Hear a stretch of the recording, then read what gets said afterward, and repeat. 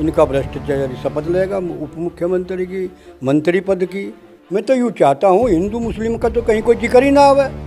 यहाँ इंसान रहते हैं, यहाँ कोई हैवान नहीं रहता।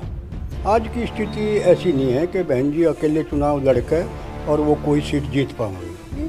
हमें भाईचारा दो, हमें मोहब्बत दो, तो ये चीज़ें चलेंगी।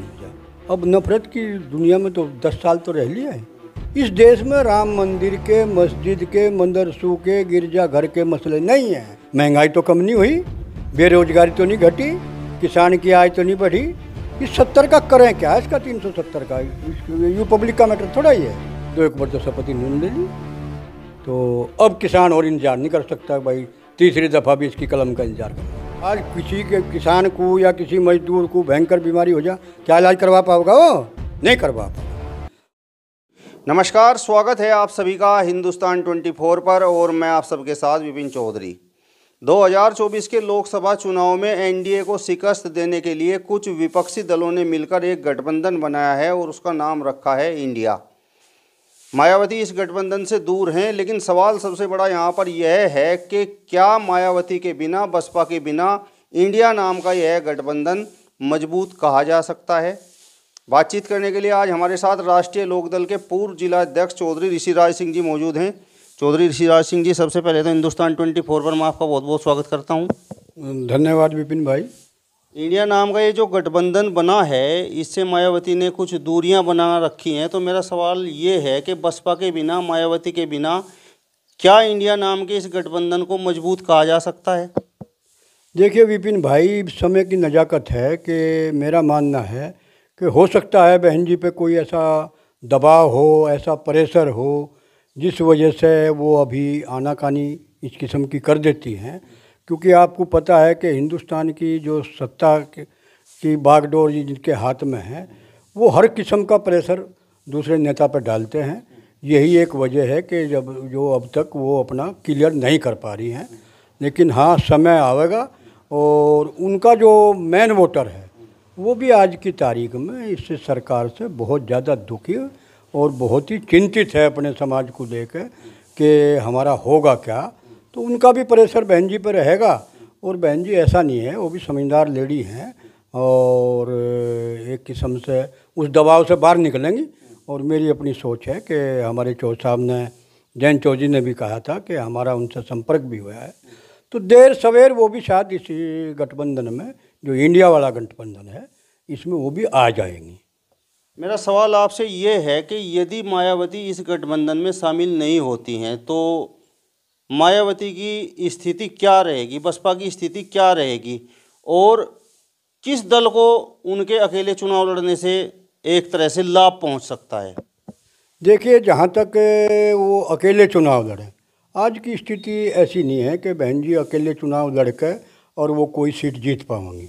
मेरा मानना यूँ है कि सीट कोई जीत नहीं पाएगी। हाँ, इतना ज़रूर हो सके कहीं कहीं कि इसका लाभ, यदि बहन जी अलग लड़ती हैं तो जो फिलहाल में सरकार चल रही है वो बीजेपी की सरकार है, उसे कहीं ना कहीं लाभ पहुंच जाएगा।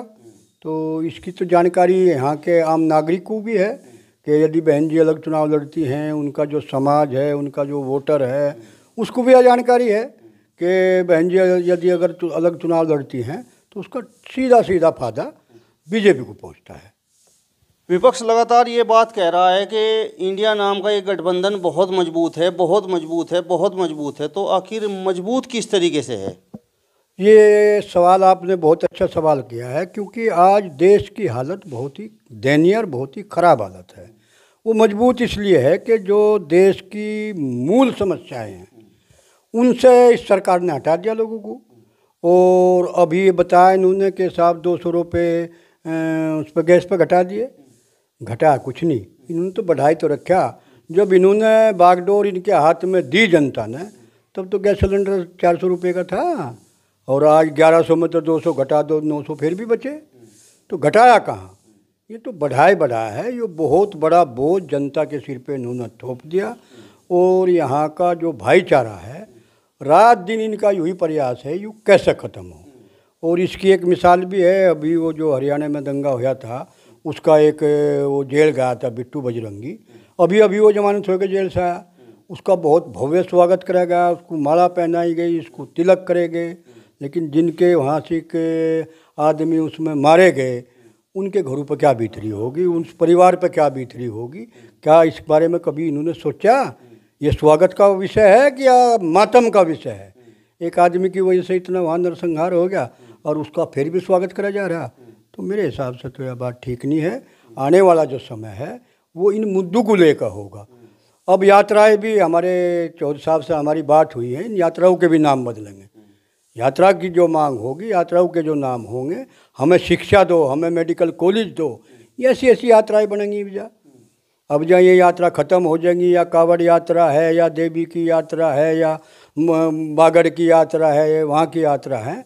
अब इस देश में यात्राओं की जो ज़रूरत है, ख़ास तौर से यहाँ की आवाम की, जनता की जो मांग है, अब वे यात्राएं निकलेंगी। यहाँ से हमें मेडिकल कॉलेज दो, हमें यहाँ से इंजीनियरिंग कॉलेज दो, हमें इससे महंगाई से हमारे पिंड छुटाओ, तो इस किस्म की यात्राएं बनेंगी। हमें भाईचारा दो, हमें मोहब्बत दो, तो ये चीज़ें चलेंगी भैया। अब नफ़रत की दुनिया में तो 10 साल तो रह लिया है, 10-15 साल इसी में कट गए नफ़रत में ही, और देश बहुत पीछे चलेगा। और मेरा मानना यूँ है, वो भाईचारा कायम करने के लिए हमारे राष्ट्रीय अध्यक्ष आदरणीय हमारे चौधरी जयंत सिंह जी इसमें अगवानी होकर चल रहे हैं, और उनके तो पिताजी इस भाईचारे को कायम करते करते आज इस दुनिया में भी नहीं है, वो इस दुनिया से विदा हो गए। लेकिन किसी हद तक इस भाईचारे को कायम करके इस दुनिया में से वो गए। वो जहाँ भी हैं, भगवान उन्हें अपने श्री चरणों में स्थान दे और बहुत ही उनको अच्छी जगह दे, ये हमारी कामना है। भाजपाइयों का तो ये कहना है कि आप जैसे ही कुछ लोग हो हल्ला करते हैं और कहते हैं कि नहीं 2024 में एनडीए की सरकार नहीं आ रही है, लेकिन जनता तो बिल्कुल खुश है। आप रिजल्ट देख लेना। जनता किस लिए खुश है? क्या इन्हें भाव अच्छा दिया? यहाँ का युवा इसीलिए वोट देगा कि उन्हें रोजगार नहीं दिया, उनकी उम्र तक निकल गई। क्या अब जो फार्म लिखेंगे, उन्हें जो इनके 5 साल 7 साल 10 साल खराब हुए, जिसमें इनको फार्म नहीं निकाल लेंगे, क्या उसकी छूट देंगे? इसीलिए वोट देंगे मैं कि उनका रोजगार तो भी उन्हें बेदखल कर दिया। इतनी महंगाई लोगों के सिर पे है, इसीलिए वोट देंगे। गन्ने का पेमेंट तक आज तक नहीं होता, किसान की फसल के सही दाम नहीं मिलते, इसीलिए वोट देंगे इसे। जनता कहाँ खुश है? आप ये देखिए कि किसान का पैसा, और उसे पता नहीं क्या क्या धरने प्रदर्शन करने पड़े, वहाँ से कब उन्हें रात दिन वहीं काटना पड़े, किस लिए? अरे हमारा पैसा हमें नहीं दिया जा रहा, और हमें उसमें पता नहीं आतंकवादी के क्या कहते हैं। तो ये इस समस्या से निजात पाना बहुत ही मुश्किल है, और अब देश की जनता समझ चुकी। और अब मेरा मानना ये है कि 24 में इसका पूर्ण रूप से सफा बीजेपी का इस देश से हो जाएगा, तभी जाकर कुछ इस देश की हालत सुधरेगी। 2022 में भी आप लोग इसी प्रकार से हल्ला मचा रहे थे। हो सके जब तक कुछ जनता के दिमाग में रहा हो, भाई ये 5 साल तो निकल गए, अगले 5 साल भी ठीक कर दे। आप बताओ ना, इनका एक काम मुझे ये बता दो कि हमने वो काम जनता के लिए किया। नोटबंदी करी किसके लिए? क्या क्या फ़ायदा पहुंचा देश को? बस सिवाय इनका काला धन सफ़ेद धन कर लिया उन्होंने अपना। जनता ने किस कारण से इस पार्टी को वोट दिया था? ये समझ में नहीं बात आई कि इनका भाई भाग्य जोर में रहता, भगवान इन पर कुछ मेहरबान हो रहा होगा, इनके कुछ पिछले ऐसे तप रहे होंगे जिससे जनता का इन्होंने काफ़ी दिन बेवकूफ़ बना दिया। नहीं, राम मंदिर का बड़ा मुद्दा था, राम मंदिर तो बन गया। इस देश में राम मंदिर के, मस्जिद के, मदरसों के, गिरजाघर के मसले नहीं हैं। इस देश में मसले हैं यहाँ का युवा कैसे अच्छी शिक्षा प्राप्त करे, यहाँ का गरीब आदमी कैसे अपना इलाज सस्ता करवावे, इलाज अपना ठीक करवा सके। मुद्दे तो ये हैं कि किसान की हालत कैसे संभरे, कैसे सुधरे, इस दलदल में तो वो कैसे निकले। किसान तो आज 101% कर्जे में दबा हुआ है, क्रेडिट कार्ड में। और हालत ये है कि बैंक में दलाल बैठे वे 10-10, 20-20 हज़ार रुपये रिश्वत के लेके उनका क्रेडिट कार्ड बदलवावें, तब जाके किसान का गुजारा हो रहा। मतलब धारा 370 NRC CAA ये कोई मायने नहीं रखते। देखिए मेरे भाई, ये आपको भी जानकारी है, धारा 370 से इस देश को मिला क्या? भाई कोई तो बतावे ना किससे लाभ पहुंचा देश को, तो हम मान लेंगे भाई धारा 370 नू सुने 370 हटा दी। जनता ने तो इन सब चीज़ों के लिए ही तो वोट दिया था, सरकार लेकर आए थे। जनता को तो यूँ पता था, पता नहीं है धारा 370 क्या है, क्या बदलाव इस देश में आ जाएगा हट हुई। लेकिन धारा 370 हटने से कोई बदलाव तो देश में आया नहीं। महंगाई तो कम नहीं हुई, बेरोजगारी तो नहीं घटी, किसान की आय तो नहीं बढ़ी। इस 70 का करें क्या, इसका 370 का यू पब्लिक का मैटर थोड़ा ही है। पब्लिक का मैटर यूँ है कि हम किस तरीके से यहाँ प्यार मोहब्बत से रहें और अपना जीवन यापन किस अच्छी स्थिति में कर सकें, अपने बच्चों को ठीक पढ़ा सकें। सरकार तो जो कानून लेकर आती है, जनता तो उस पर खूब तालियां बजाती है। अब एक देश एक कानून लेकर आ रहे हैं। देखो, जैसा आपने बताया कि एक देश एक कानून सरकार लेकर आ रही, ये कितनी बात इनकी अटपटी है। एक देश एक कानून तो इन्होंने पहले ही बना रखा। इनके लिए कानून कुछ और है और विपक्ष के लिए कुछ और है। कानून एक बनाओ ना, ये भाई सबके लिए एक कानून कर दो। इनके जितने भी भ्रष्टाचारी हैं, आप उनको देखो ना, उनके लिए कानून दूसरा। तो और जहाँ तक बात इसकी है कि भाई ये घोटालेबाज हैं, ये फुलाने हैं, ये ढिमके हैं, वे सारे तो बीजेपी में हैं। बुलडोजर किसके खिलाफ चलता है? जो कोई एक विपक्ष का कोई आदमी हो या गरीब आदमी हो, उस पर बुलडोजर चल जाए। और मैं यूँ कहता हूँ, अभी 15,000 करोड़ कितना रुपया भी एक उद्योगपति का माफ़ कर दिया। अरे किसान का क्या माफ़ करा? अभी ना साहब, हम 2,000 रुपये दे रहे साल में, 6 महीने में 2,000 रुपये से इसका पूरा पड़ जाएगा। तो इसका पूरा कर्जा माफ़ करो ना। मोदी जी ने कहा था कि जिस दिन हमारी सरकार बनेगी, पहली ही मीटिंग होगी, पहला ही प्रस्ताव पास होगा कि इस पूरा हिंदुस्तान का किसान कर्जा मुक्त होगा।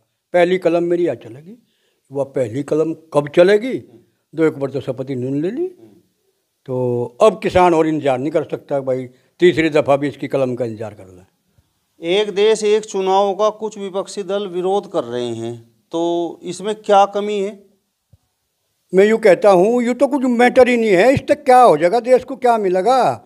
ये एक सूट कर दो सबका, इनके सूट 10-10 लाख के, गरीब के पैर में जुत्ती भी नहीं, ये करो ना। इससे देश को क्या लाभ पहुँच रहा है भाई? एक कानून कर दो, समान शिक्षा कर दो सबके लिए। इनके बच्चे विदेशों में जाएंगे, उनके लिए एक क्यों नहीं है? उनके बच्चे भी तो प्राइमरी में पढ़े ना।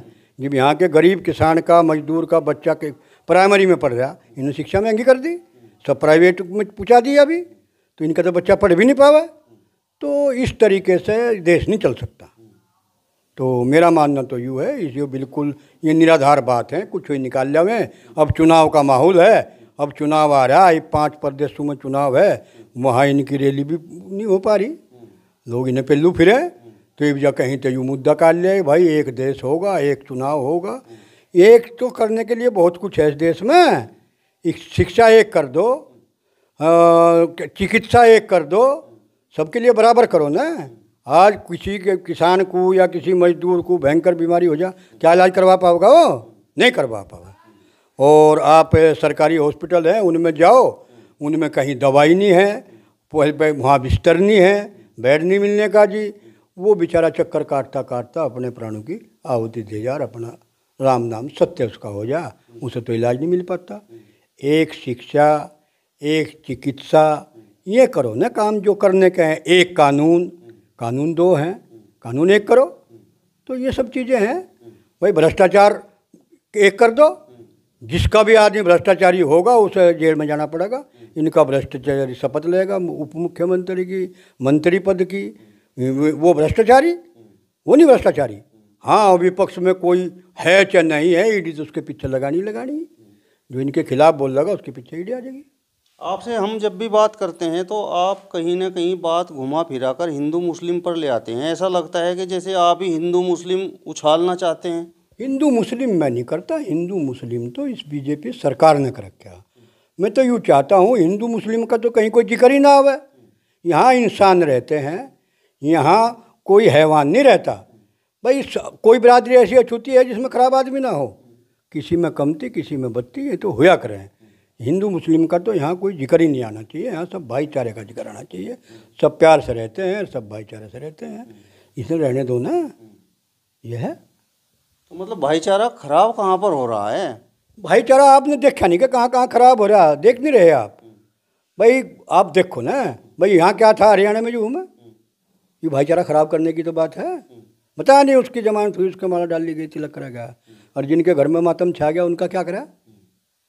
ये तो उनके मातम पर शहनाई बजा रहे हैं ना, ये होया ना। जो इनकी गलत नीतियों के कारण जिनकी वहाँ जान चली गई, जितना मामला डिस्टर्ब हो गया वहाँ पूरा हरियाणा, तो अब देखो ना, यही तो नफरत है, और क्या हो नफरत। चलिए, तो राष्ट्रीय लोकदल के पूर्व जिला अध्यक्ष चौधरी ऋषिराज सिंह जी को आपने सुना। फिलहाल इस वीडियो में बस इतना ही। अगली वीडियो में फिर आपसे मुलाकात होगी, तब तक बने रहिए हिंदुस्तान 24 के साथ। नमस्कार।